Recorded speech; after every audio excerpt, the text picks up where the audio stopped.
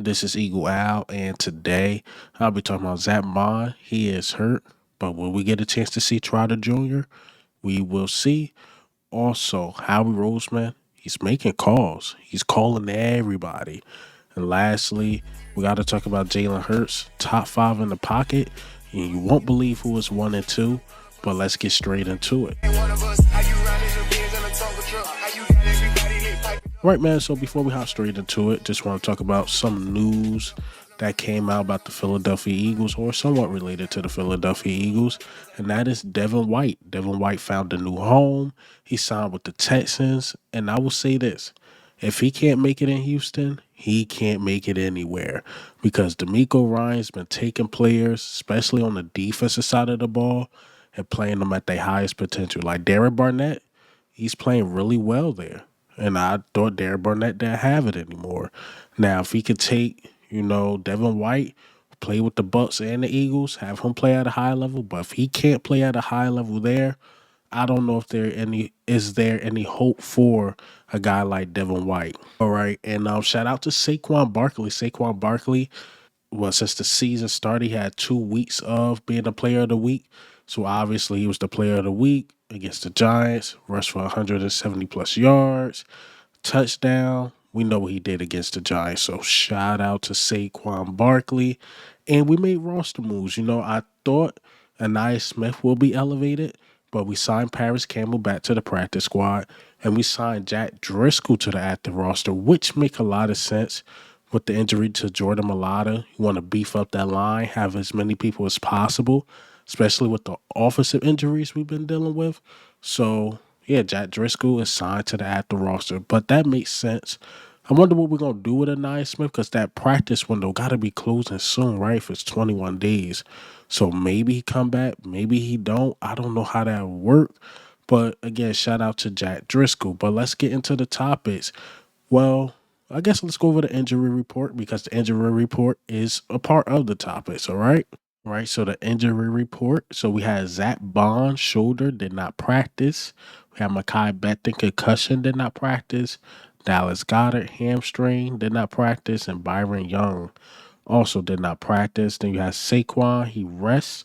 He was limited. Brandon Graham rests, limited.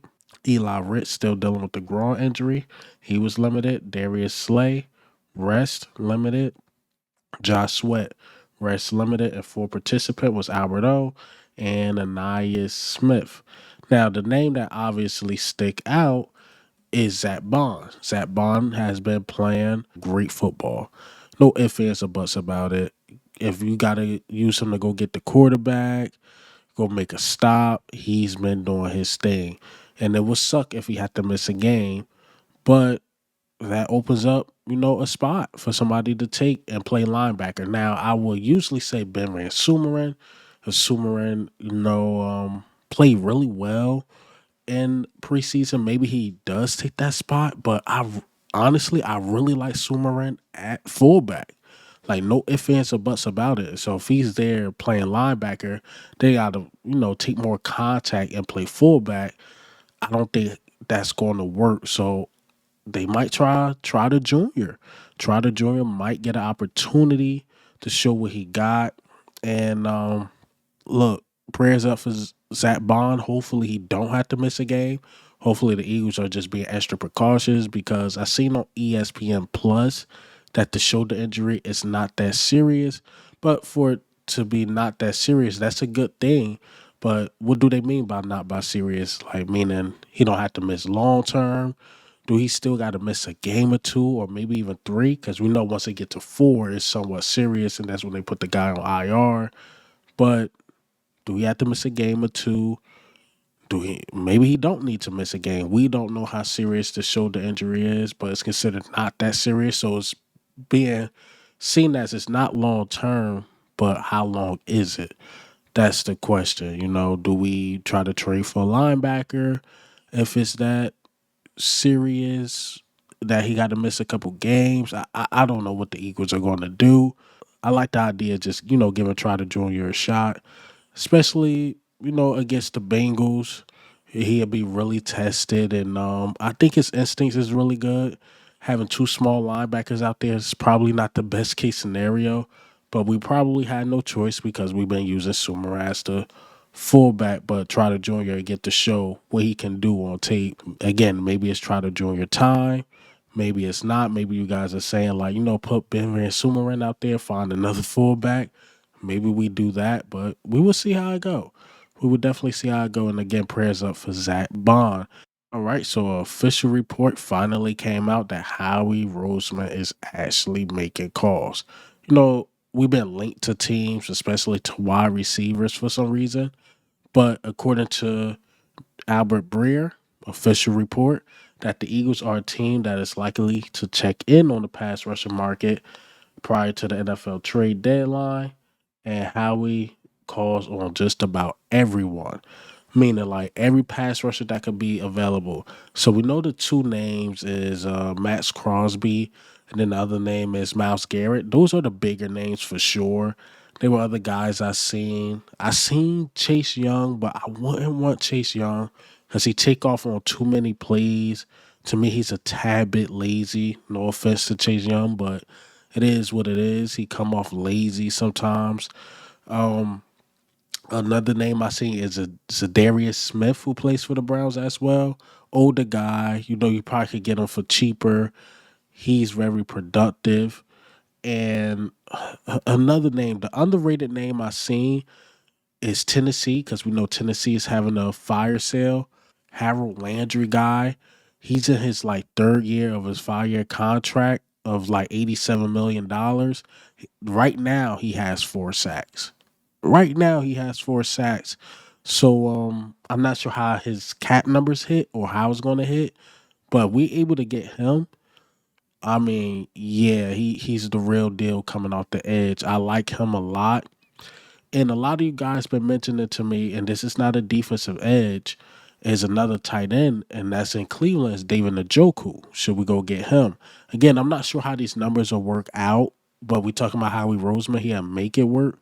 But should we get another tight end? I'm cool with Grant Calcaterra. I'm Yeah, I'm cool with Grant Calcaterra, but obviously we know he has his limitations, especially blocking. But should we trade for a tight end? Ooh, that's a good question. I don't know, but pass rusher for sure. And I get it, Nolan Smith and Bryce Huff is coming along and Josh Sweat is coming along. But I think will really take us over the top if we got that established star. And Harold, like I said, Harold Landry, he will be a top guy. I'm not sure as far as like with Max Crosby and Miles Garrett, contracts, how would that work out? Again, Howie Roseman will figure out a way if he could trade for those guys, how the contract will work out. But it's good to hear that at least Howie Roseman is, making the calls and trying to do everything in his power to make this team better. We know that for sure. I know Howie Roseman, he's getting clowned right now for some of the, signings we made and the Eagles fans bigged up. But one thing I will say is Howie Roseman does everything in his power to make this team better. You couldn't ask for more of that because as a Cowboys fan, as a Giants fan, these dudes GMs don't put in no work. They try to find ways to cut people, pay them less. Howie Roseman find ways to bring in more talent. How can he work out the cap numbers? So that's the big difference between our team and a lot of these other teams in the NFL. Well, let's get into the last topic. Last topic is Jalen Hurts. Wanted to talk about this stat I seen. So, according to QB EPA, per play ranking, when inside the pocket, minimum of 130 snaps. Number one is Lamar Jackson, and number two is Jalen Hurts. Now, Jalen Hurts, a lot of people talk about how, he's this running back or et cetera, or how he like to scramble outside the pocket. But the numbers show he's one of the best. He's a top 5 quarterback. Hell, say top 2 quarterback in the pocket. So let's stop the stereotypes about Jalen Hurts, being this running quarterback. I think he run when necessary, and when he does have a clean pocket, he can be dangerous, especially especially having AJ Brown and Devontae Smith that just make you dangerous. But when Jalen Hurts is scanning the field, there's really no pressure and he's in that pocket, Jalen Hurts can be dangerous. So let's stop the, negative stuff or we should get this quarterback or that quarterback. Yo, you have one of the best quarterbacks from the pocket and he continues to get better. Hopefully he's number one soon. But again, the two guys that always being compared as running backs are the best in the pocket. So a short segment, but I just had to put that one out there. And that's all I got for you guys today. And hey man, what do you think? How do you feel about the news today?